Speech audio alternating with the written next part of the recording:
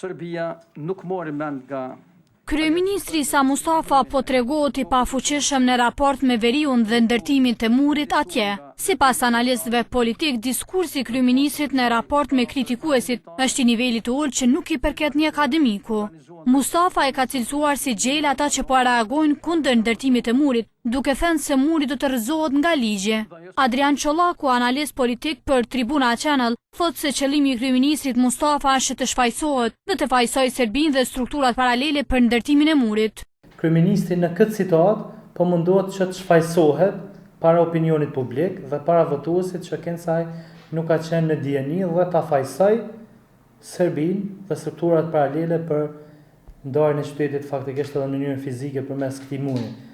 Dhe në anën tjetër del që kjo është një marrëveshje që është lidhur në Bruksel, pra që do të ndërtohet një park e tjerë. Ndërsa për analistin Bajrush Morina, një diskurs I tillë I kryeministrit nuk është I habitshëm. Sipas tij, derisa Serbia bën plane në Kosovë, politika shqiptare merret me konflikte mes vete. Është e dhimbshme se muri nuk po ndalet dhe muri nuk po rënohet. Kjo është e dhimbshme dhe kjo është e keqja.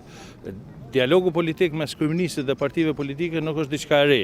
Kemi dëgjuar edhe fjalë tjera, edhe interpretime tjera, edhe diskurset e tjera, të cilat mbase kjo fundit nuk është edhe aq e habitshme ose nuk është edhe aq e papritshme. Deklaratat e kryeministrit Isa Mustafa është përcjellë edhe me reagime të tjera të ndryshme.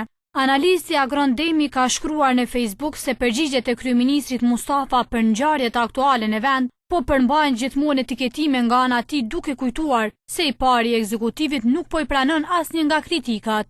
Ndërkaq analisti Mer Mushkola e ka quajtur gënjeshtër atë se muri u ndërtua nga strukturat paralele.